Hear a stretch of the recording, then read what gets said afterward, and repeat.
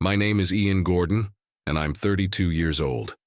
I work as an assistant professor of literature at Portland State University in Oregon, where I've spent the last 6 years building what I thought was a respectable career. After finishing my PhD at 25, I was hired as a postdoc, and then transitioned to my current position.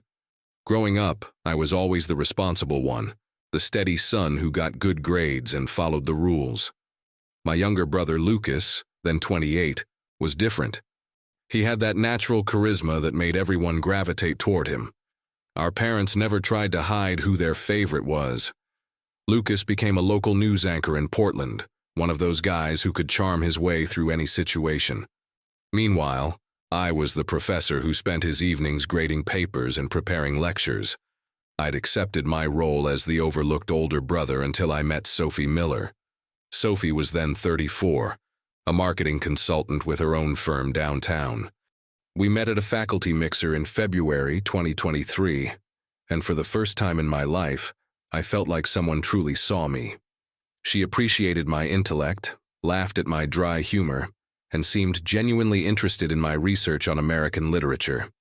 What I didn't realize then was that her interest in my family connections might have been stronger than her interest in me. When I proposed in December 2023 after nearly a year together, she said yes, without hesitation. If you enjoy stories of cold-blooded revenge and gripping plot twists, like this video, and subscribe to the channel now. There are brand new, unreleased stories here every day, each one more intense than the last. The engagement party was held at my parents' house in Lake Oswego in March 2024, the same sprawling colonial where Lucas and I grew up. My mother had insisted on hosting it there, claiming it would be more intimate than a restaurant. About 50 guests filled the living room and spilled into the backyard. Sophie looked stunning in a navy blue dress, mingling effortlessly with my colleagues and family friends. In her mid-30s, she carried herself with a confidence that seemed to captivate everyone, including my younger brother. Everything seemed perfect. Too perfect, as I would soon discover. Around 9:30, I noticed Sophie had disappeared from the main party area.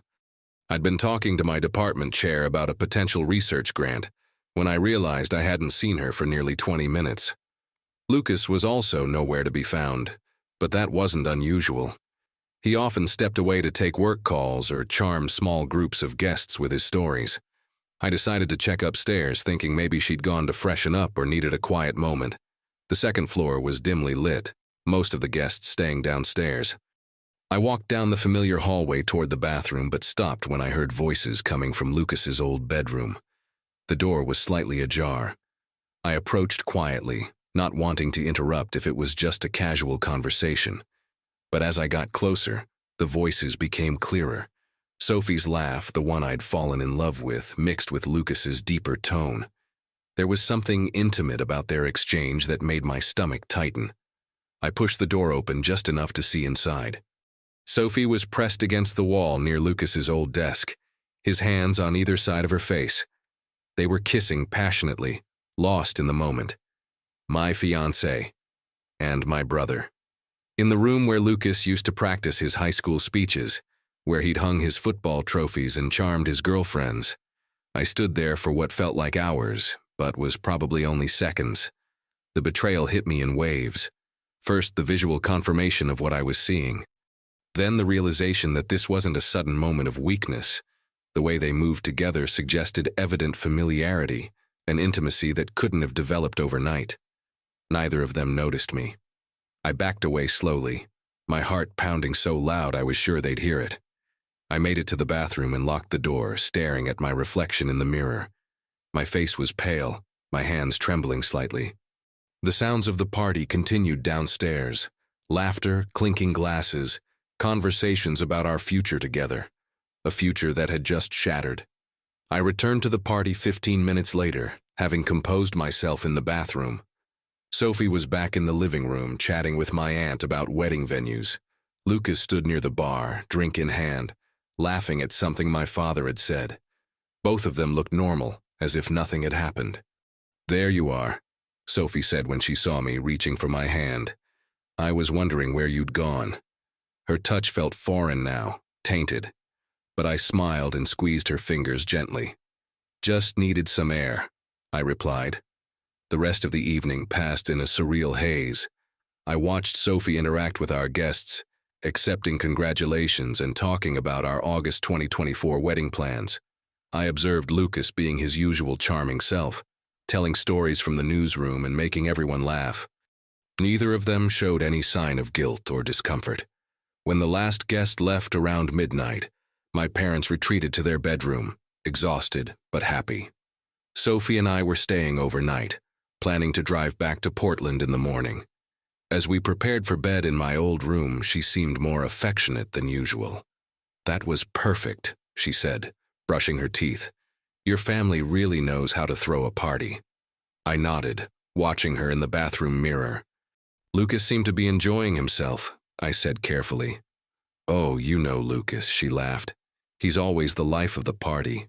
He was telling me earlier about that investigative piece he's working on. Something about city council corruption." Earlier.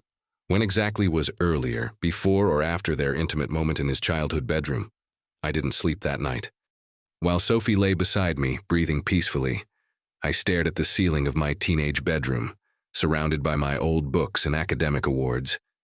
Everything I'd worked for, everything I'd believed about my relationship, felt like a lie. The next morning, Lucas joined us for breakfast. He seemed at ease, joking with our parents about the party and complimenting Sophie on her dress from the night before. "You two make a great couple," he said, buttering his toast.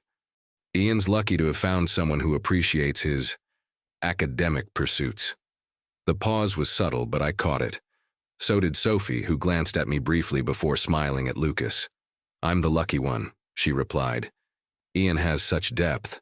Not everyone can appreciate real intellectual conversation." They were playing a game, speaking in code right in front of me. My parents, oblivious to the undercurrents, beamed with pride at their successful party. On the drive back to Portland, Sophie was quieter than usual. She stared out the window at the Oregon countryside, occasionally checking her iPhone. I decided to test the waters. "Lucas seems happier lately," I said. "Marriage must agree with him."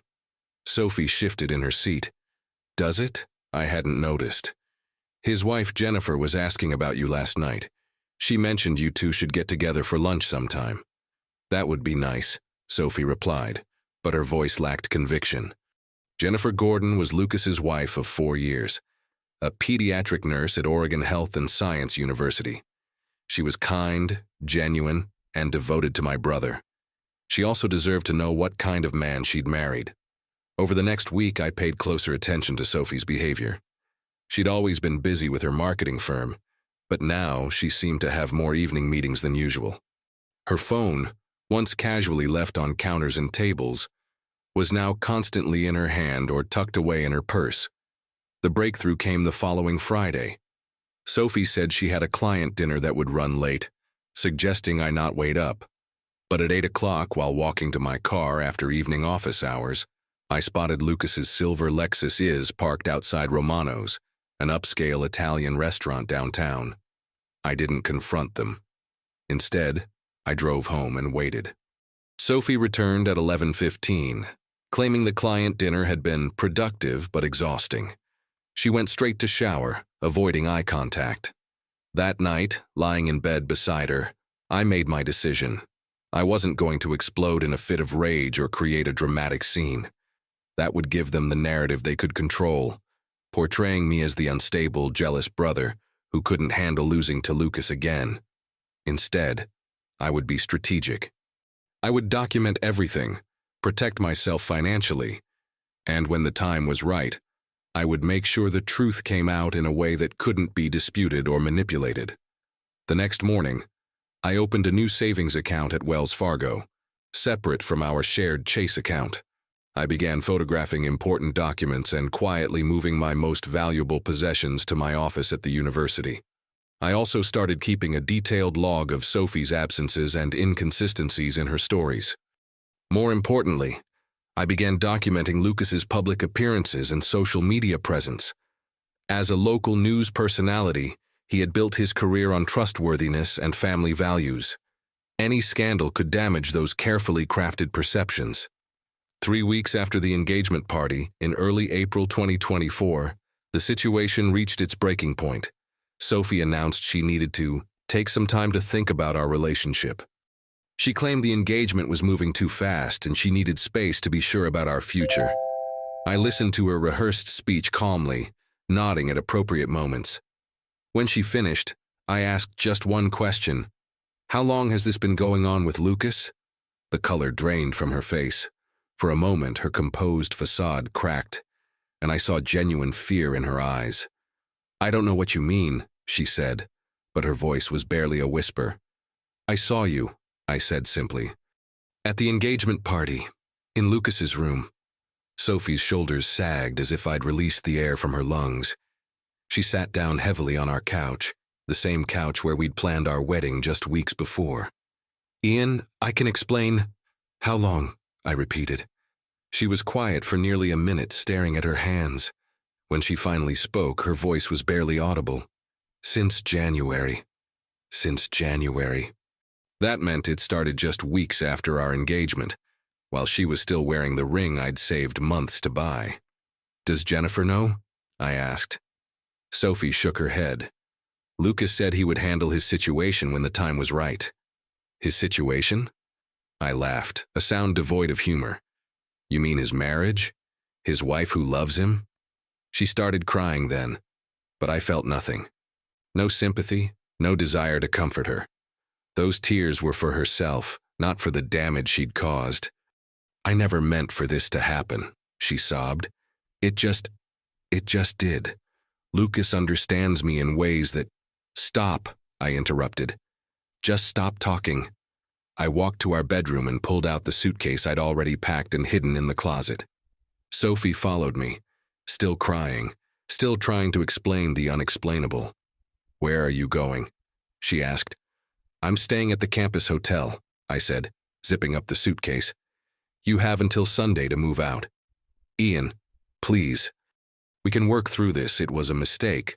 "No," I said, turning to face her. "A mistake is forgetting an anniversary.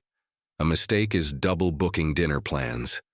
This was a deliberate choice, made repeatedly over 3 months, to betray someone who loved you." I left that afternoon and didn't look back. Sophie was out of our apartment by Sunday, leaving behind only the engagement ring on the kitchen counter. The hard part was telling my parents. I drove to Lake Oswego the following Saturday morning, finding them in their usual weekend routine. My father reading the Oregonian while my mother tended to her garden. "The engagement is off," I announced without preamble. My mother looked up from her roses, gardening gloves dirty with soil. "What happened? Did you two have a fight?" "Sophie has been having an affair with Lucas since January," I said. The newspaper rustled as my father lowered it. My mother's trowel fell to the ground. "That's impossible," my father said. "Lucas wouldn't—" "I saw them together," I interrupted, "at the engagement party, in his bedroom." My mother sank onto her gardening stool. "Oh, Ian, there must be some misunderstanding." "There's no misunderstanding." Sophie confirmed everything. What happened next was worse than the betrayal itself. Instead of outrage at Lucas's behavior, instead of support for their betrayed son, my parents went into damage control mode. "You can't tell Jennifer," my mother said immediately. "Think about what this would do to their marriage. She's such a sweet girl." "Think about Lucas's career," my father added. "If this gets out publicly, it could ruin everything he's worked for." I stared at them in disbelief. "What about my life? What about what this has done to me?" "Of course we're heartbroken for you," my mother said quickly. "But these things happen, Ian. People fall out of love. Sophie obviously realized she made a mistake choosing you when Lucas was available." The words hit me like a physical blow. "A mistake choosing me?" "Don't take it personally," my father said. "You're a wonderful person. But Lucas has always been more dynamic. Women are drawn to that confidence. So this is my fault for not being charismatic enough?" "Nobody's saying it's your fault," my mother replied. "But dragging everyone through a scandal won't change anything. Sophie is gone. It's over. Let sleeping dogs lie." "I want Lucas to know that I know," I said. "Absolutely not," my father replied firmly. You will not destroy your brother's life over this. We'll handle it quietly within the family. I left their house that day understanding exactly where I stood in their hierarchy. Lucas's reputation mattered more than my pain. His marriage was more important to protect than acknowledging what he'd done to mine. 2 days later, Lucas called me. His voice was carefully neutral, but I could hear the tension underneath. I heard about you and Sophie, he said. I'm sorry things didn't work out. Are you? I asked. A pause. Of course I am. You're my brother. Yes, I am. And yet somehow my fiancée ended up in your arms. Another pause, longer this time. I don't know what you think happened. I know exactly what happened, Lucas. Sophie told me everything. 3 months of lies, 3 months of betraying the brother who always defended you. Ian, listen. No, you listen. I'm not going to destroy your marriage or your career. Not because I care about protecting you, but because I refuse to let this become about your victimhood. For once in our lives, this is about me. I hung up before he could respond. Within 2 weeks, the consequences began unfolding naturally. Jennifer noticed Lucas's guilty behavior and started asking direct questions. Sophie, emotionally unstable after our breakup and consumed with guilt, became careless about hiding her continued contact with Lucas. The confrontation between Lucas and Jennifer happened on a Tuesday evening in late April 2024. I only learned about it because Jennifer called me the next morning, her voice hollow with shock. Ian, she said, I need to ask you something, and I need you to be honest. Did Lucas have an affair with Sophie? I chose my words carefully. I discovered something at my engagement party that ended my relationship. With Lucas? Yes. The silence stretched between us. When Jennifer spoke again, she was crying. I found text messages, she said. Going back months. I'm filing for divorce, Ian. I just wanted you to know first. And I want you to know how sorry I am. You deserved so much better from all of us. Jennifer filed for divorce in early May 2024. As a pediatric nurse, she was practical and decisive. She documented everything, hired a competent attorney, and made it clear she wanted nothing from Lucas except her freedom. Since they had no children and Jennifer wanted a clean break, they reached an uncontested settlement agreement. The process moved quickly through Multnomah County's family court system, finalizing by late 2024. My parents' reaction was predictable and infuriating. This is your fault, my mother accused during a heated phone call. If you had kept quiet, Jennifer would never have found out. Their marriage could have been saved. Saved? I replied. By covering up Lucas's affair, by letting him continue lying to his wife. Sometimes marriages go through rough patches, my father said. Couples work through these things privately. You've destroyed a family. Lucas destroyed his own family when he chose to cheat. I just refused to help him hide it. The irony wasn't lost on me. They were angrier at me for not covering up Lucas's behavior than they were at Lucas for the behavior itself. Meanwhile, Lucas's carefully constructed public image began showing cracks. As a local news anchor in Portland, he had built his brand on being the trustworthy family man. But divorce proceedings create public records, and Portland's media community is small and gossipy. By summer 2024, whispers were circulating about Lucas's personal problems. His on-air performance remained professional, but his social media presence became more defensive. He posted less frequently about his personal life, and when he did appear at public events, he seemed tense and distracted. The station management began noticing. Local news depends heavily on audience trust, and personal scandals can erode that trust quickly. By late 2024, it became clear that Lucas's contract wouldn't be renewed when it expired in early 2025. Meanwhile, I threw myself into my academic work with renewed focus. I published a paper on betrayal themes in American literature that caught attention from colleagues at several major universities. The research felt personal now. I understood betrayal and redemption in ways I never had before. That's when Claire Reynolds entered my life. Claire contacted me through the university's research department in October 2024, 6 months after my breakup with Sophie. She was 35, a licensed architect who specialized in designing academic spaces. My department had received a federal grant to renovate our seminar facilities and reading rooms, and Claire's firm had been recommended for the project. Our first meeting was purely professional. She arrived at my office with blueprints and material samples, asking detailed questions about how the space would be used. But there was something refreshing about her directness, her focus on practical solutions rather than empty charm. "Professor Gordon," she said, studying the current layout, "these seminar rooms have good bones, but whoever designed them originally didn't understand how humanities discussions actually work." I found myself laughing for the first time in months. That's probably because they were designed by the lowest bidder in the 90s. She smiled, and I noticed it reached her eyes in a way Sophie's never quite had. "Well, we can fix that. Academic spaces should encourage collaboration and deep thinking, especially for literature seminars." Over the next few weeks, we met regularly to discuss the renovation plans. Claire was thorough, asking questions about lighting needs, storage requirements, and how students and faculty would use the spaces. But gradually, our conversations expanded beyond the project.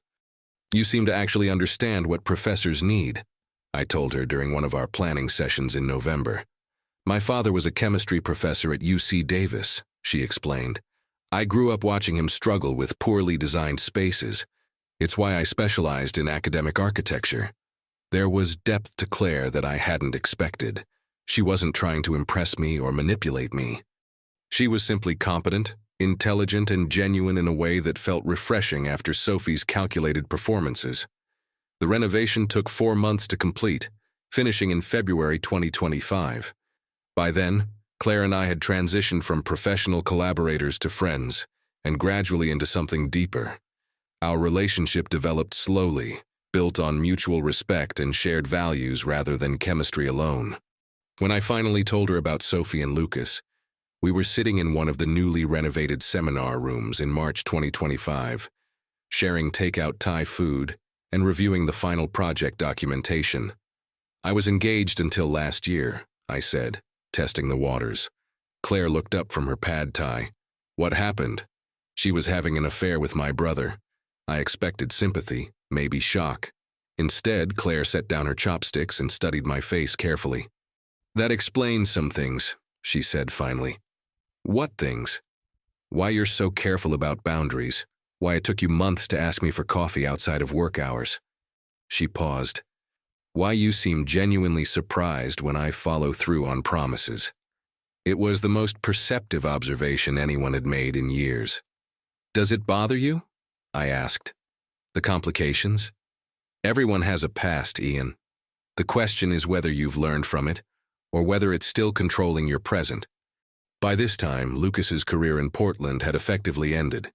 His contract wasn't renewed in March 2025, and he'd been forced to take a position with a small cable operation in a smaller Oregon market, a significant step down from his previous role. 10 months after meeting Claire, in August 2025, I proposed to her in one of the seminar rooms she'd designed for our department. It wasn't traditionally romantic, but it was perfect for who we were, a space we'd created together, representing our collaborative future. She said yes immediately, then made one request. "Promise me you'll never shrink yourself again to make others comfortable. You've earned your place in this world." I promised. Planning our wedding was different from the elaborate production Sophie had orchestrated. Claire wanted something meaningful and intimate, with people who genuinely supported our relationship. Since we wanted a small ceremony and had found a cancellation at a beautiful venue, we were able to schedule the wedding for early September 2025. Just a few weeks away, but perfect for what we had in mind. The expected complication arose when my parents insisted on attending and bringing Lucas. "He's your brother," my mother argued during a tense phone call. "This family has been apart long enough. It's time to heal and move forward." "Lucas destroyed his marriage and betrayed me," I replied.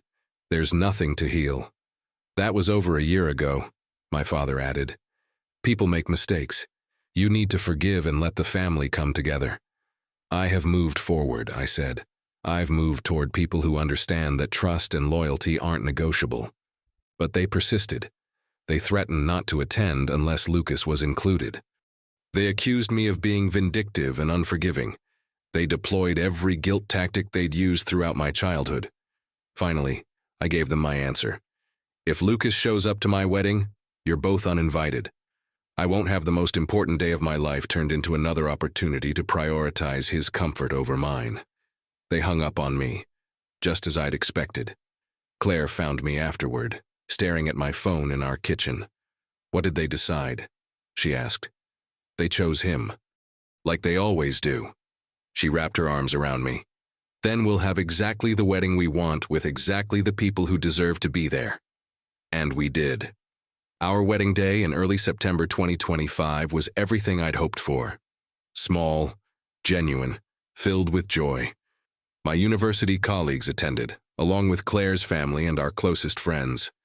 The absence of my parents and Lucas was noticeable but not painful. I'd built a real family of choice. But Lucas couldn't resist making one final scene. He appeared at our reception about an hour in, clearly intoxicated and bitter. Security tried to intercept him, but he pushed past them and grabbed the microphone during the toasts. "Ladies and gentlemen," he slurred, his polished news anchor voice distorted by alcohol and resentment. "I'd like to say something about my brother Ian." The room fell silent. Claire's hand found mine under the table, squeezing gently. I stood calmly, walked to the front of the room and took the microphone from Lucas's unsteady hands. "Thank you, Lucas," I said, my voice clear and steady. "Since you've decided to crash my wedding uninvited, let me share something with our guests about my brother." Lucas's face went pale. He tried to grab the microphone back, but I stepped away. "A year and a half ago," I continued, looking out at the assembled guests, "this man had an affair with my fiancée. When I discovered them together, my parents asked me to stay quiet to protect his reputation and career. They said his image was more important than my pain." The room was silent now. Even the catering staff had stopped moving. Today, on my wedding day, those same parents threatened to boycott my ceremony unless I invited the person who betrayed me. When I refused, they chose him over me. Again. Lucas started to speak, but I continued. "But I'm grateful. Their betrayal taught me the difference between the family you're born into and the family you choose. I choose the people in this room, people who show up when they promise to, people who celebrate successes instead of undermining them, people who understand that loyalty isn't conditional." I handed the microphone back to our wedding coordinator and returned to my seat beside Claire. Lucas stood there for a moment, exposed and humiliated, before stumbling toward the exit. Several guests actually applauded as he left. The incident was witnessed by enough people that word spread quickly through Portland's tight-knit professional community. For someone whose career had already been struggling due to personal scandals, this public display of drunken unprofessionalism was devastating.